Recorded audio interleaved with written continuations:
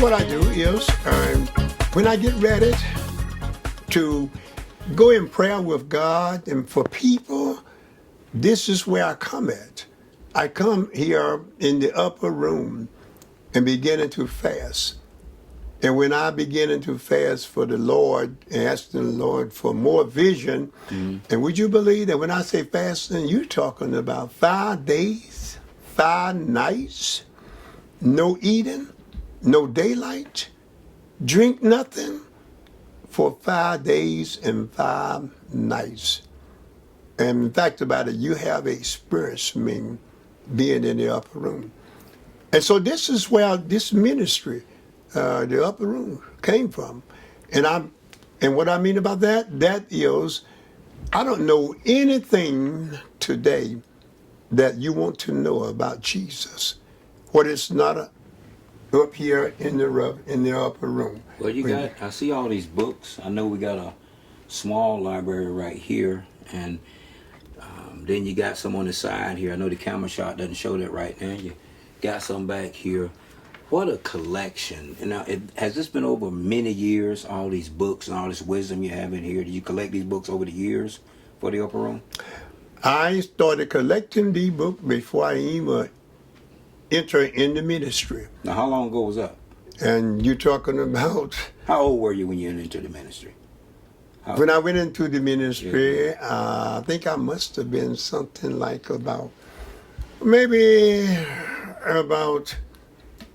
hard for me to think right offhand how old I was. Were you in your 30s? Oh, yeah. Well, oh, yeah. You know what? I know when it was. I remember when you preached your first sermon.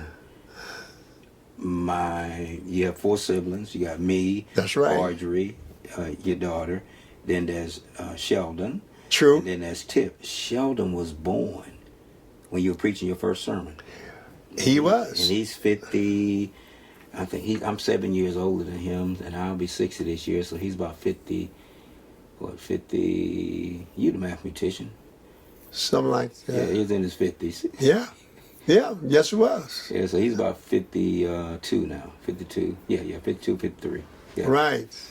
So that's a long time.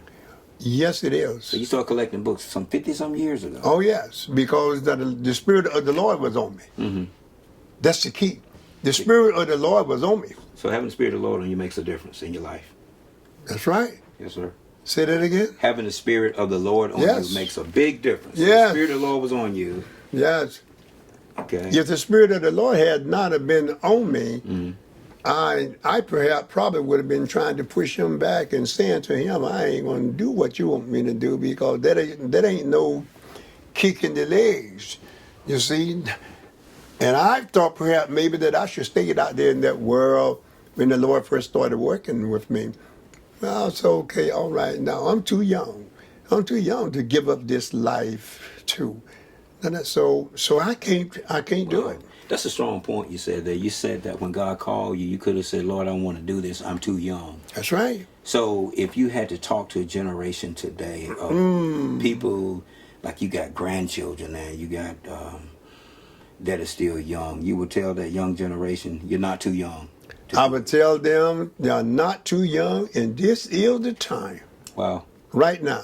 Don't put today off for tomorrow, because tomorrow is not promised.